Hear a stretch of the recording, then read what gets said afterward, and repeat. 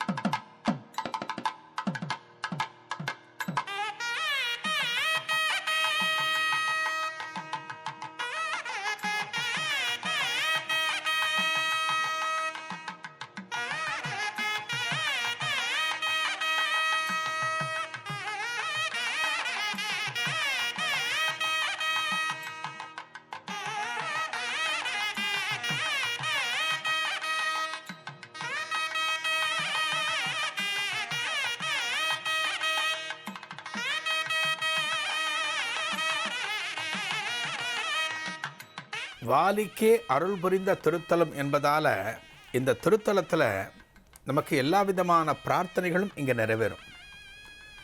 ஒரு தவறு செய்துவிட்டு அதன் பிறகு பிராயச்சித்தம் தேடுவார்கள்.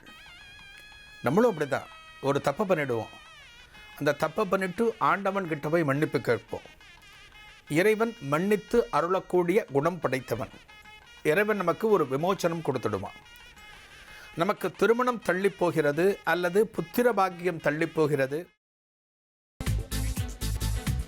புதினா போண்டா தேவையான பொருட்கள்: புதினா 1 கட்டு, பாசிப்பருப்பு 100 கிராம், துவரம் பருப்பு 50 கிராம், உளுத்தம் பருப்பு 2 தேக்கரண்டி, கடலை பருப்பு 2 தேக்கரண்டி, பச்சை மிளகாய் 2, இஞ்சி சிறு துண்டு, தேங்காய் துருவல் 1 கப், சீரகம் 1 தேக்கரண்டி, எண்ணெய் தேவையான அளவு, உப்பு தேவையான அளவு.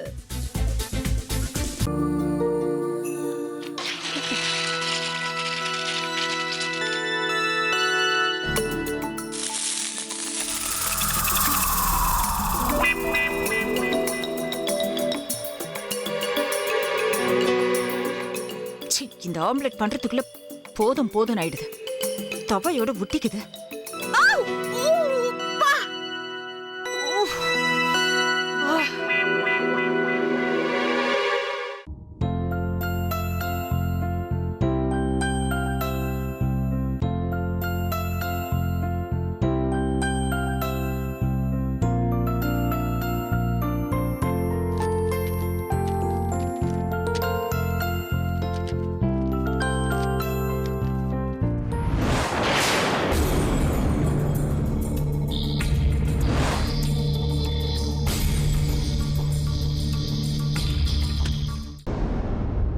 அமிர்தா இப்ப என்ன பண்ணிக்கிட்டு இருப்பாங்க?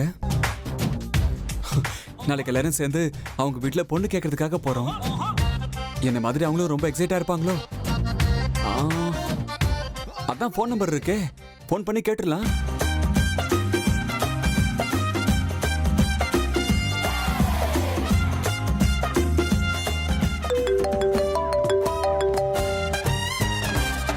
ஹலோ.